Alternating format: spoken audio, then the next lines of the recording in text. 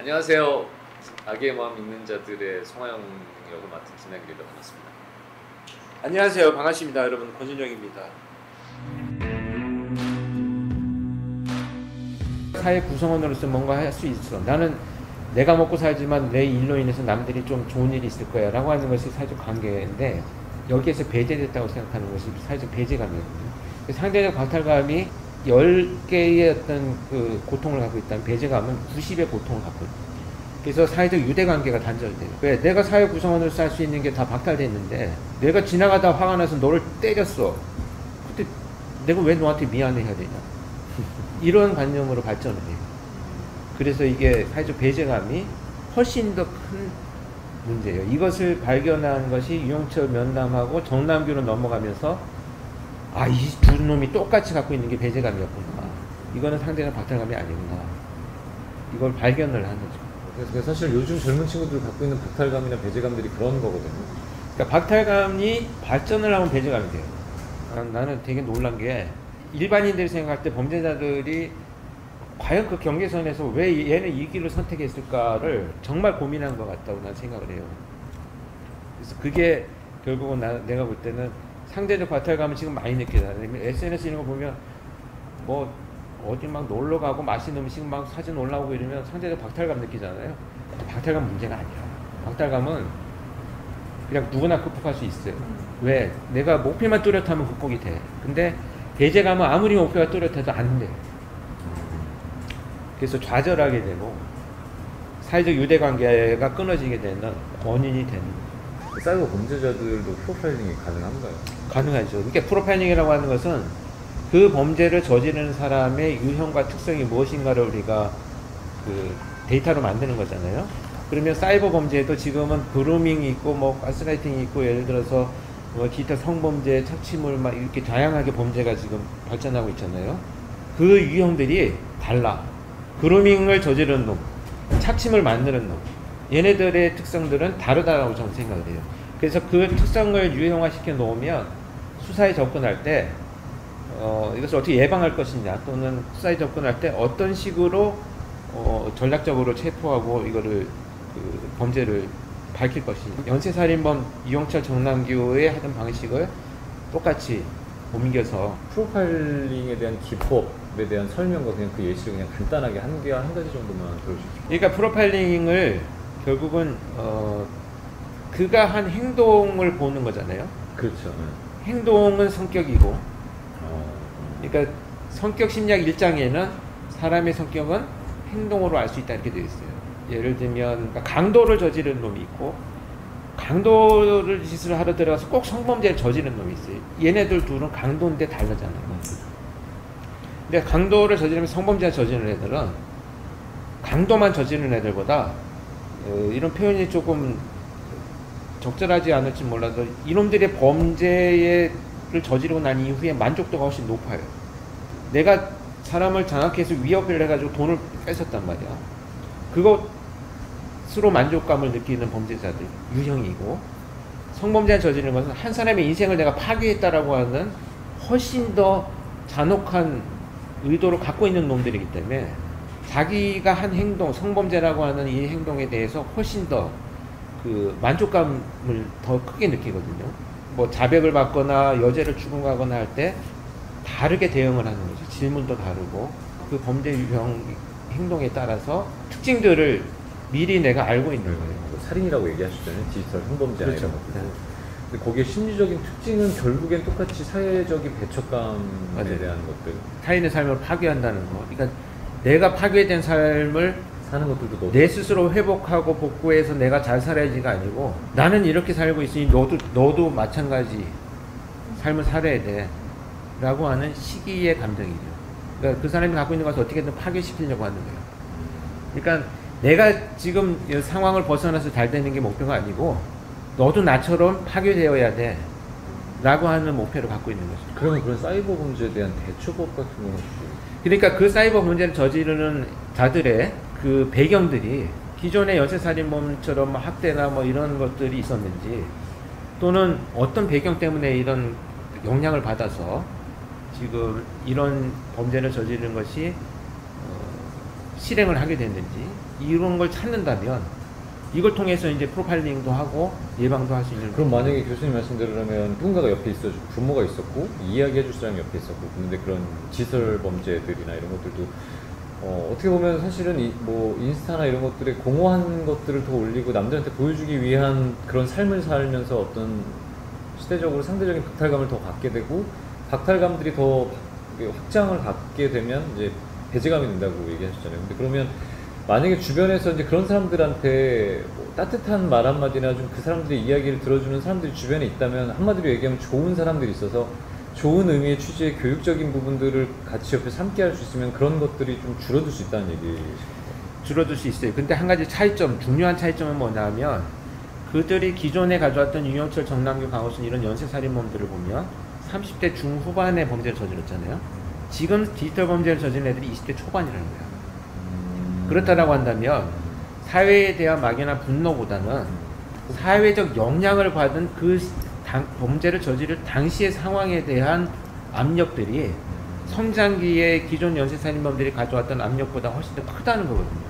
그러니까 얘네들이 지금 조주빈이나 이런 애들이 막 학대가 있고 유영철처럼 이렇게 살아와서 25살에 그 범죄를 저질렀느냐, 그렇게 보기보다는 그런 압력 때문에 연쇄살인을 저질렀던 놈들이 있다면 지금의 시대에는 그런 압력이 없더라도 사회적으로 받는 압력이 훨씬 더 크기 때문에, 그러니까 누군가 도움이 되는 따뜻한 말 한마디가 중요하지만 그보다 더 중요한 것은 얘가 어떤 측면의 사회적 압력을 받느냐라고 하는 심리학의 문제가 아니고 사회 심리학의 문제로 접근을 해야 되는 거예요. 요즘 사실은 디지털 범죄나 아니면 여러 가지 성범죄 이런 것들 못지않게 사실 초범소년 범죄자들의 사실 문제가 되게 많아요. 그렇지, 맞아요. 네. 그런 사회적인 압박감에 대한 것들을 이제 그 청소년기에 그거를 그렇지. 표출을 하다 보니까 잘못된 방향으로 표출이 된다는 거예요. 그러니까 예전에는 성장기에 정말 뭐 가정 폭력과 또 알코올 문제와 막 이런 자기가 무력감 이런 것들을 계속 경험을 해와가지고 사회는 안 돼라고 왜곡된 관념을 가지게 되었다라고 한다면, 지금은 애초에 그런 것들이 좀 포함이 되어 있겠지만 그것보다 훨씬 더 큰 것이 사회적으로 받는 압력이나 압박이 훨씬 큰 것이 중2병입니다. 중2병. 그러면 그런 친구들이 사실 지금 초범소년들에 대한 그 법률적인 게 사실 되게 미약하잖아요. 근데 그러면 재범 가능성에 대해서는 어떻게 보세요? 그 처벌을 명확하게 하지 않으면, 아니면 하면은 재범 가능성이 낮아지는 거라고 생각하시는지. 재범 가능성은 본질이 없어지는 한 계속 범죄가 이어질 거라고 저는 생각을 해요. 그러니까 무슨 얘기냐면, 우리가 이 공격성이라고 하는 것이 인간이 가지는 기본적인 감정이에요. 공격성이 없으면 안 돼. 심리학에서의 공격성은 뭐냐면, 공격성에 여러 목표가 있는데 그 중에 제일 중요한 것이 자신을 지키기 위한 것이 공격성에 포함이 돼요. 그러니까 공격적으로 우리가 마케팅을 좀 공격적으로 해봐, 이런 것은 공격성이 아니고 강한 자기 주장을 우리가 공격성이라고 표현하는 것 뿐이에요. 근데 공격성이라고 하는 것은 뭐냐면, 누군가 나를 침해하려고 할 때 내가 공격성이 없다면 그냥 그 폭력이나 공격을 그냥 당해야만 돼. 근데 나를 유지하기 위해서 반드시 필요한 것이 공격성인데, 문제가 되는 건 뭐냐, 이 공격성이 그렇게 기본적으로 자신을 보호하려고 하는 공격성이 아니고 그 공격성을 통해서 자신의 감정을 해소하려고 하는 공격성을 드러내는 것이 문제잖아요. 근데 이 자극에 대해서 반응을 하는 것이 공격성인데, 이 자극에 어떤 부정적인 자극이 있을 때 대부분 어떻게 생각하냐면, 누군가 나를 무시했어. 막 무시하는 이런 평가를 하면, 그래, 이번 일은 사실은 나도 좀 문제가 있었어. 좀 합리적으로 따져보니까 내가 좀 잘못 생각한 것 같아.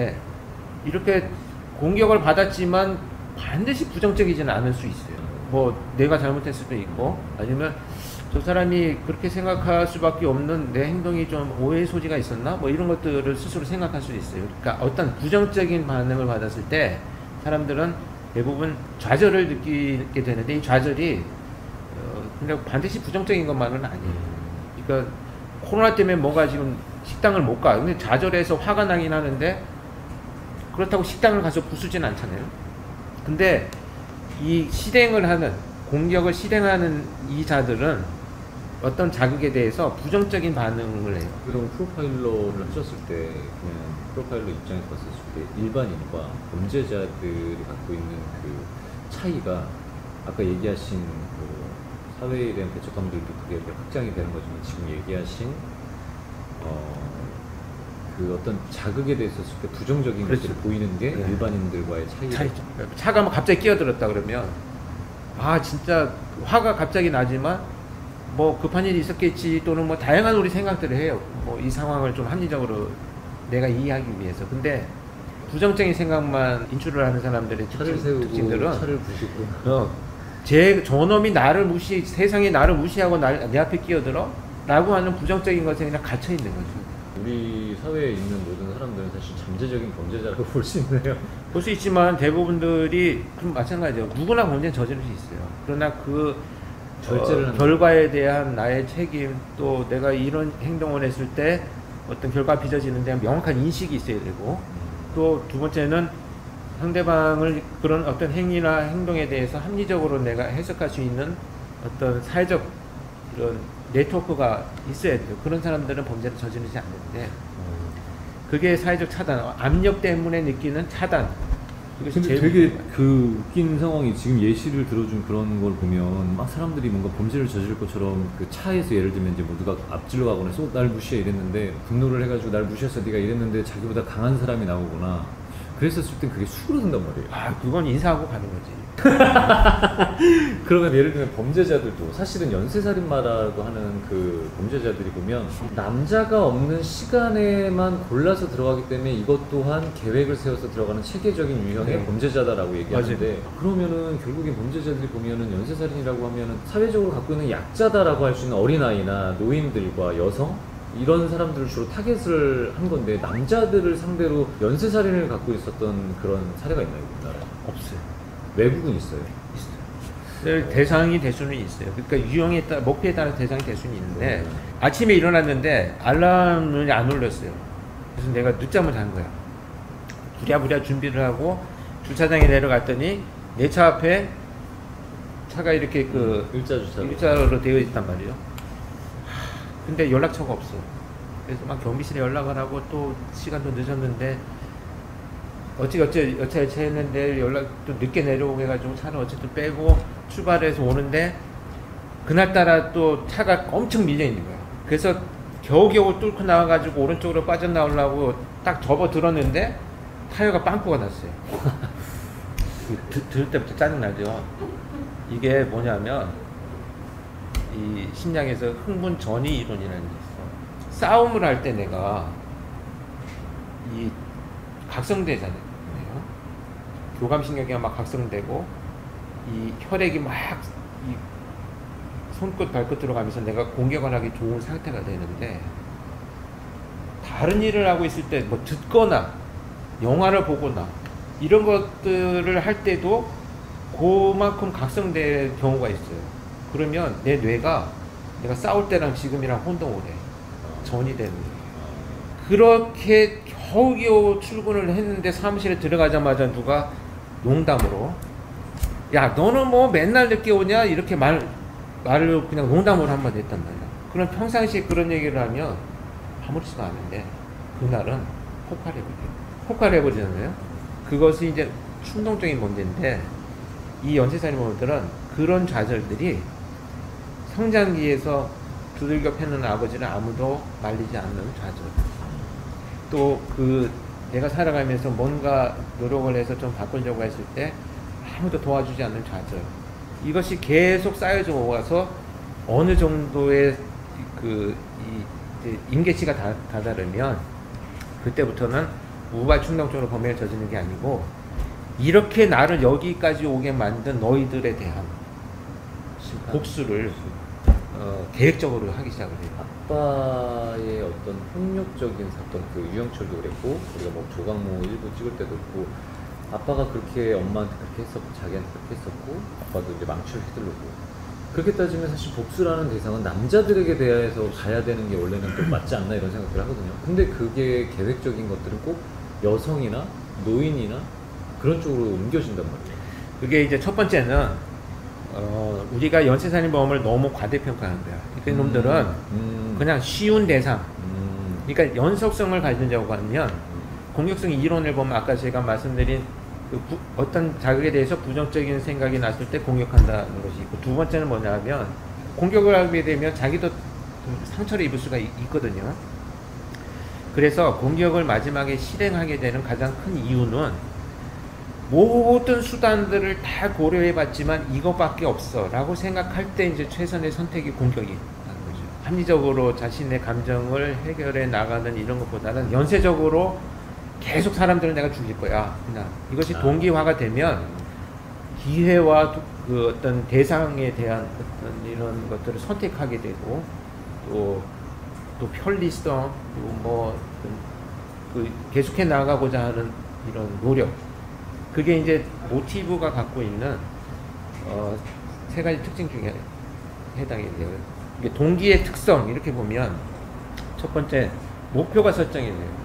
어떤 목표냐? 예를 들면 내가 A 장소에서 B까지 가는데 편하게 가고 싶어 라고 하는 동기가 설정이 되면 그 목표가 생기잖아요. 편하게 가고 싶어. A 장소에서 B 장소를 가야 돼. 근데 뭐 둘러보고 갈까? 여행을 하면서 구경하면서 갈까? 아니면 편하게 갈까? 목표가 설정이 돼요. 두 번째는 목표가 설정이 되면 어떤 방식으로 할 건지 방향성이 설정이 돼요. 예전에 내가 그 프로파일 처음 할 때 출근 시간에 언제나 앉아서 갈 수 있어요. 그래서 그 지하철 타고 출근을 하는데 서울청에 문제는 뭐냐? 지하철이 이렇게 길게 있으면 맨 끝으로 내가 내려가게 되거든. 집에서 오면 이렇게. 근데 서울청은 5호선에 광화문에 내리면 거기는 1번, 5번 출구가 서울청으로 나가는 길이고 뒤로 나가면 교보로 가버려요. 그래서 끝에서 내가 이렇게 오면 항상 맨 앞으로 걸어가. 왜냐면 출근 시간에 복잡할 때 딱 도착하면 계단 올라가야 되고, 그러니까 목표가 설정되잖아요. 아, 출근 시간에 편하게 가야 되겠구나. 그러면 어떻게 해야 되지? 방향이 설정이 돼. 맨 앞으로 가야 되겠구나. 이것이 목표가 동기화된 것이 계속 반복되다 보면 이게 습관이 돼요. 그래서 이 동기가 습관이 되는. 어떤 이후에 내가 본청으로 발령이 났음에도 불구하고 지하철만 타러 가면 한 2년 동안 이상하게 내가 그냥 아무 생각 없이 맨 앞에 가 있는 거야.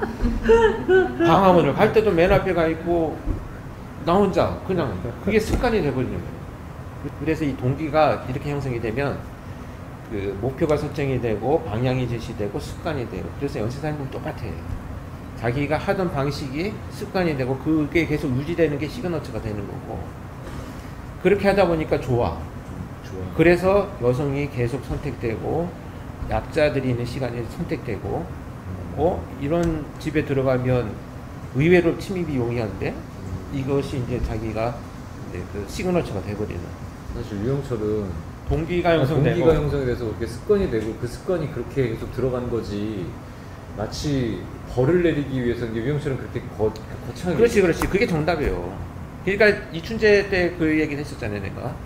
이놈이 이춘재 작년에 잡혀가지고 그 내가 인터뷰를 하면서 이놈의 시그너처는 매듭이다라고 했더니 그 다음날 이놈이 재판정에 나와가지고 그 얘기를 했거든. 나는 시그너처 이런 거 없다. 범죄하려면 묶어야 되고 뭐 그러다 보니까 그냥 계속 묶은 거지. 그게 무슨 시그너처냐. 그래서 야, 그게 시그너처야 임마. 왜? 자기가 피해자를 통제하려면 결박을 해야 되고 살아있는 동안에 결박을 해갖고 자기 감정을 표출하려면, 안 죽고 오래 살아있으려면 결박을 해서 자기가 통제해야 되잖아. 그것이 습관화되고 자기 목표가 설정이 되는 동기가 형성되면서 자기 습관이 된 거죠. 그렇게 하니까 자기 편해. 그래서 그게 시그너처가 된 거예요. 그러니까 이용철도 똑같이 얘기했습니다. 그러니까 네가 11시부터 2시 사이에 침입하고 여성들만 상대한 것은 네가 부자를 처벌하는 게 아니고 결국은 네가 편하려고, 네 머릿속이 편하려고 한 행동에 불과한 거야. 이런 걸로 이제 연담 중반이 넘어갈 때 너를 이제 가불이 바뀌는 거지. 너는 네가 모르지만 내가 볼 때 너는 이런 놈이야. 진짜 남기 씨가 질문을 흥분 전이 이론인데 이 프로파일링이 시스템적으로 어떻게 정비해 나가는 게 좋을지. 왜냐하면 상황이 바뀌었다라고 해서 그들이 반드시 좋아질 거다라고 하는 기대나 희망은 사실 우리가 추적 연구가 불가능하기 때문에